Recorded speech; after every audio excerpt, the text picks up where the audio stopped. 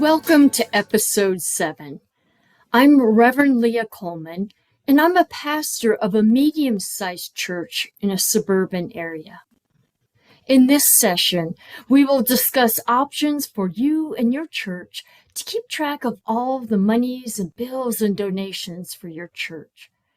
If you're stepping into this new role from somebody who has kept this information for a while, you will discover that everyone seems to have their own style. The important thing to remember is that not only you as the treasurer, but also the finance team should understand how the books are kept.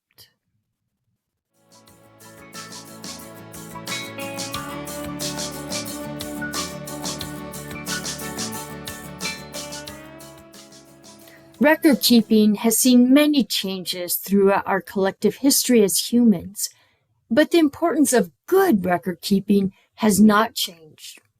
From the first marks on a cave wall to the complexities of NASA's computers, we have kept records. But it isn't rocket science. The biblical stories also show the importance of keeping statistics and records, including how many shekels to pay somebody for a certain task. We all keep personal financial records in our own way, but we must remember that as a local treasurer, we are responsible for monies given to the church as we hold that sacred trust to build God's kingdom. We will review the data that needs to be recorded and the difference between ledgers and software.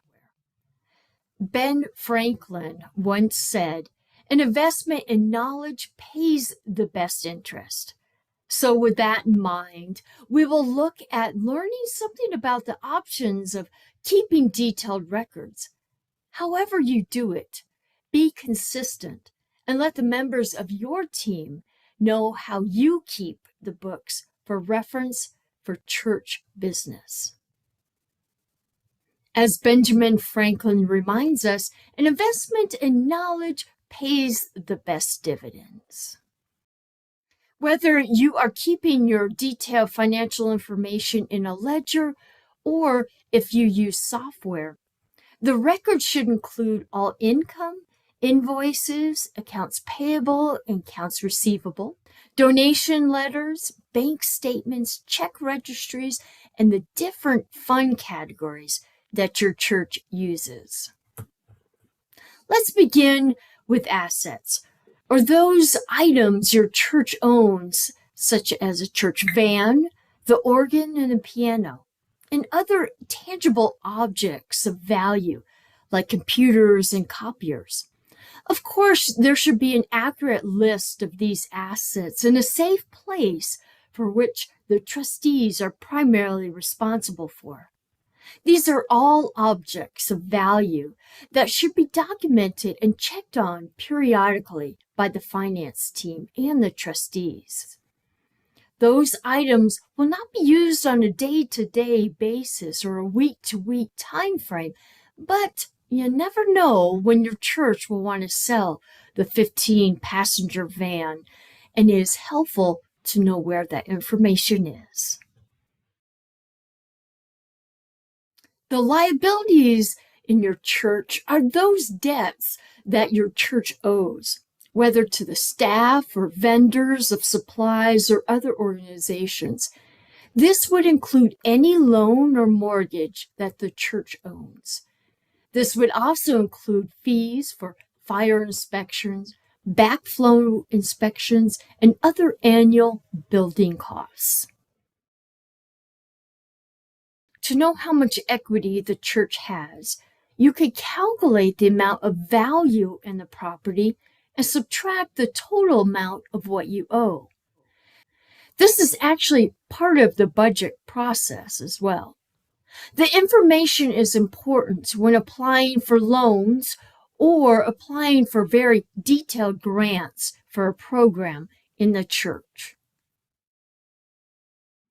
The revenue the local church acquires is collected from offerings, special giving, and interest from endowment funds and other miscellaneous income. Weekly, the offering and other income should be carefully recorded, separating each into appropriate categories.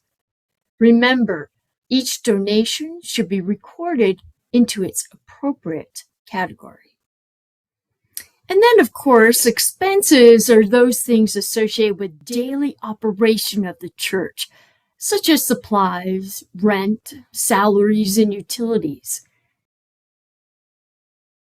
Any type of bookkeeping, whether in a ledger or on a computer software program such as QuickBooks, each dollar of revenue and each dollar of expense must be accounted for with the accurate date, amount, and purpose for each item.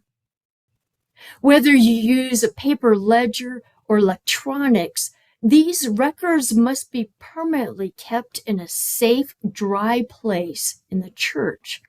We recommend that electronic keeping is the preferred way to keep track of the expenses and donations.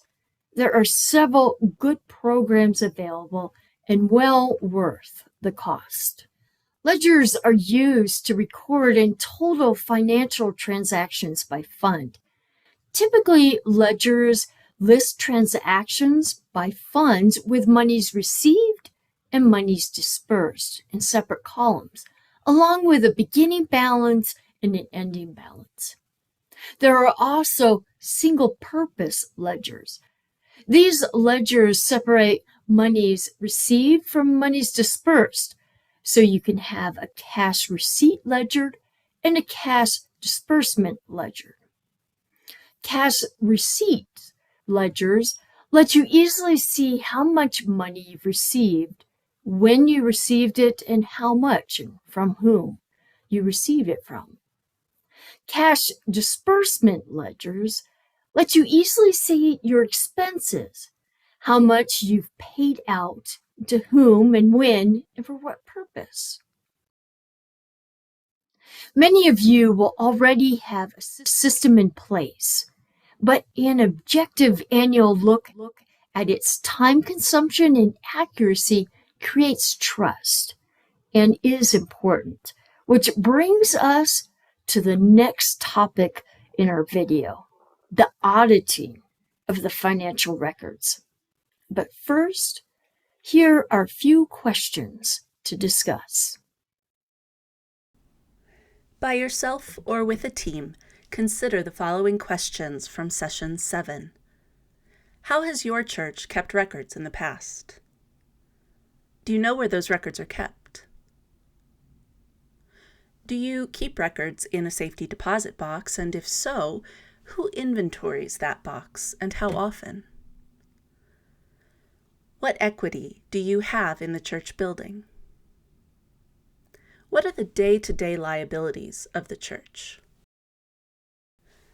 Does your church have outstanding, non-typical liabilities?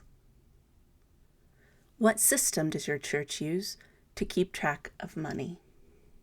We would like to thank Reverend Leah Coleman for her information, insights, and guidance. And thank you for joining us for session number 7 of Finance in the Church. We'll see you next time.